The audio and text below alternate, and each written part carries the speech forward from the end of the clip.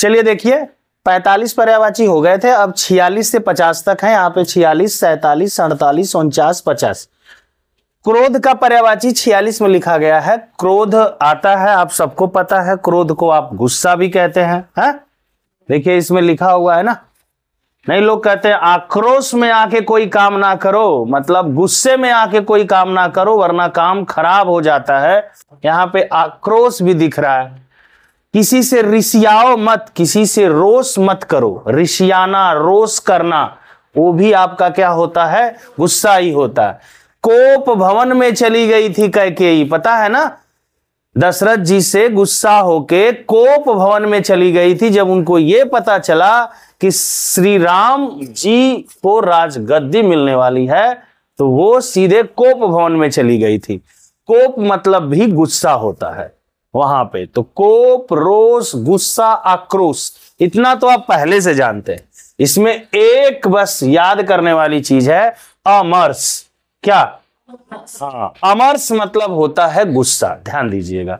अमर्ष मतलब क्या होता है? गुस्सा। चार, यहां पे चार तो आपको पहले से याद है, कोप, रोष, गुस्सा, आक्रोश, अमर्ष। अमर्ष को ध्यान दीजिएगा, क्रोध का पर्यायवाची याद हो जाएगा। आइए ध्यान देते हैं पक्षी। पक्षी, पक्षी अक्सर नाम सुने होंगे, इनको लोग पंछी भी कहते हैं। यहां पे देखिए लिखा हुआ है, चिड़िया भी कहते हैं ना। दो चीज आप अक्सर सुने होंगे, थोड़ा सा अगर पढ़े लिखे होंगे तो उसमें दिया होगा खग। खग माने भी क्या होता है? पक्षी होता है। खग माने भी पक्षी होता है, चिड़िया माने पक्षी होता है, पंछी होते ही हैं। यहां पर देखिए एक शब्द दिया गया है बिहग, इसको ध्यान से देखिएगा। बिहग माने भी होता है पक्षी ना। द्विज, द्विज माने ब्राह्मण भी होता है। द्विज मतलब पंडित, ब्राह्मण भी होता है। और द्विज माने पक्षी भी होता है, ध्यान दीजिएगा।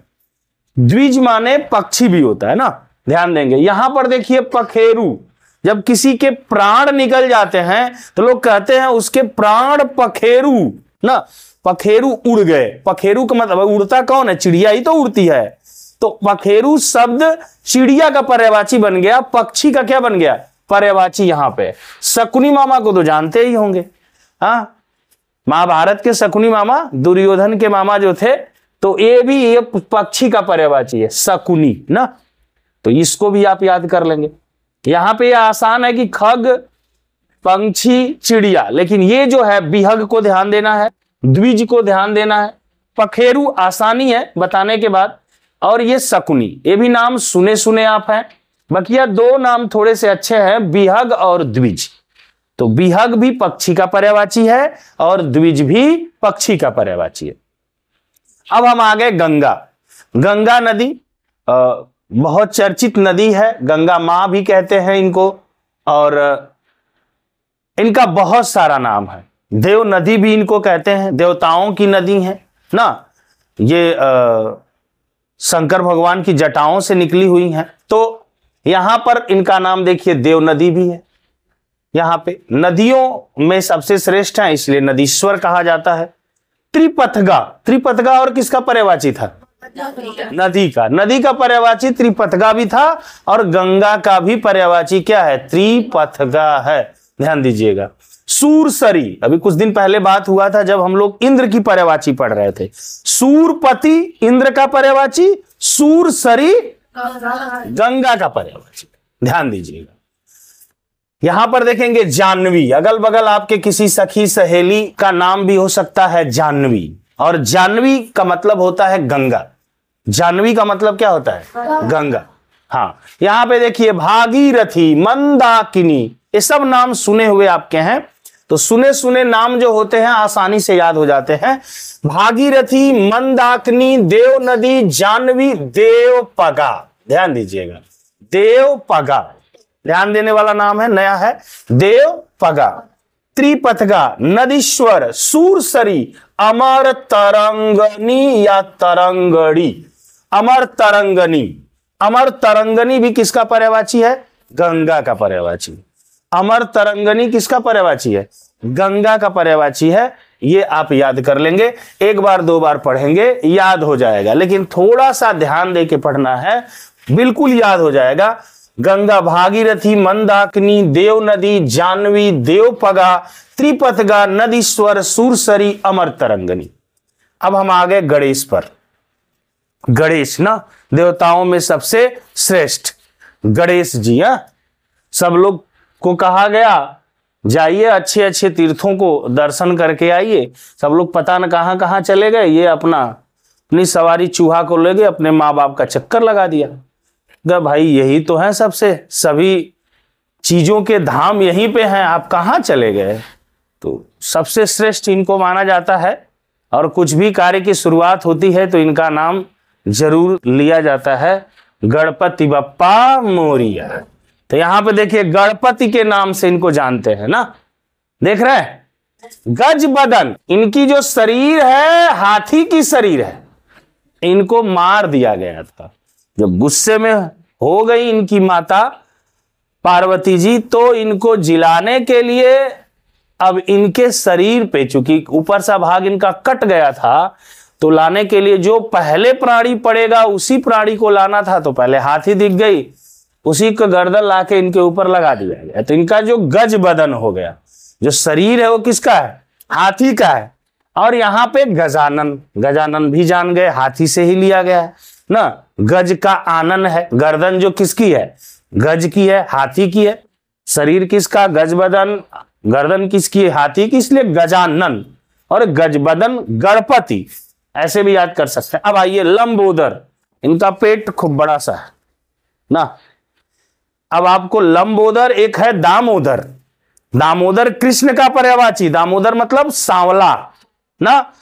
लंबोदर मीन्स क्या होता है, लंबा है उदर जिसका, उदर मतलब पेट, जिसका पेट बड़ा है। तो गणेश जी का पेट क्या है, बड़ा। बहुत लड्डू खाते हैं, लड्डू खाते हैं तो इनसे एक देखिए यहां पर है मोदक प्रिय। मोदक मतलब लड्डू होता है और इनको प्रिय है लड्डू, तो मोदक प्रिय इनका एक नाम है। चूंकि ये पार्वती जी के लड़के हैं तो पार्वती जी को भवानी कहते हैं, जय भवानी। तो भवानी नंदन, क्या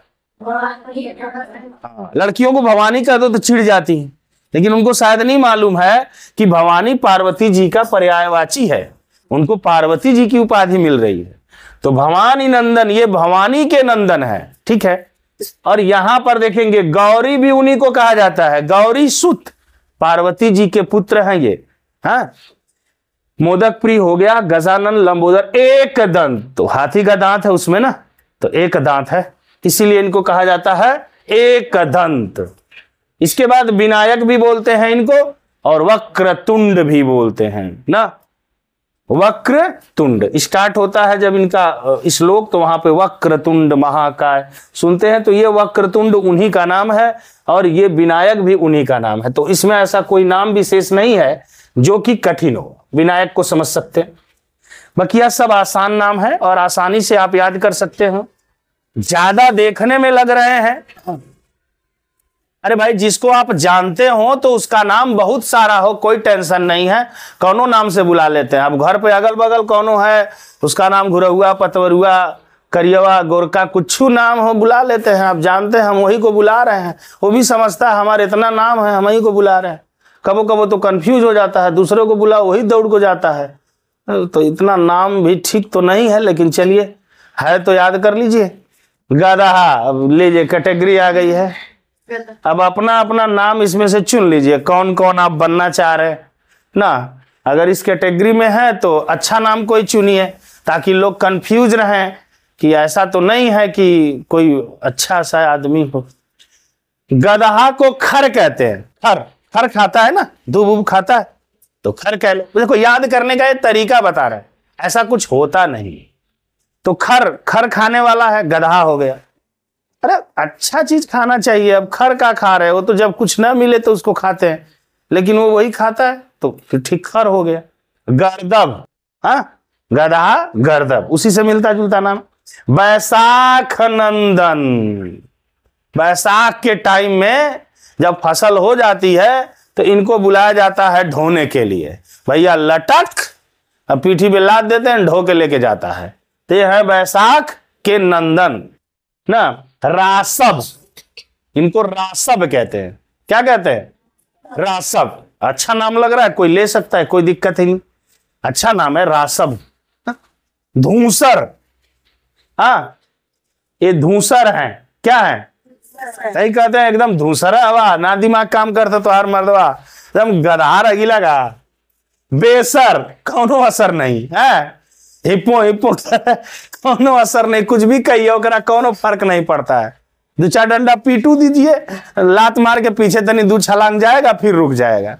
तो बेअसर, उसके ऊपर कोई असर नहीं पड़ता है। अब गधा लड़का है जिकरा को बात बात चिल्ला रहे हैं, कह रहे हैं, अब अपनी कैटेगरी ढूंढिए आप कि इसमें से कौन सी कैटेगरी में आप आते हैं। जकरा कौनो असर न पड़े ओकरा कबो कबो कहा जाए बेहया, तोरा कौनो बात का असर नहीं खे, तो ये बेअसर है, ध्यान दीजिएगा। और इसी के आगे है चक्रवान। वाह, बड़ा बढ़िया नाम लग रहा है ना। तो चक्रवान नाम भी अच्छा है, ले सकते हैं। आपको लगे कि भाई कैटेगरी मेरी यही है और इसमें से नाम कोई चुनना है तो ये नाम सबसे अच्छा लग रहा है ना। तो ध्यान से इसको भी पढ़ लीजिएगा, याद हो जाएगा। चूंकि इसलिए याद हो जाएगा, कोई इस नाम से आपको पुकारे तो आप समझ जाए कि हमको पुकार रहा है, इसलिए जल्दी से इनको आप नोट कर ले और याद कर लीजिए। चलिए।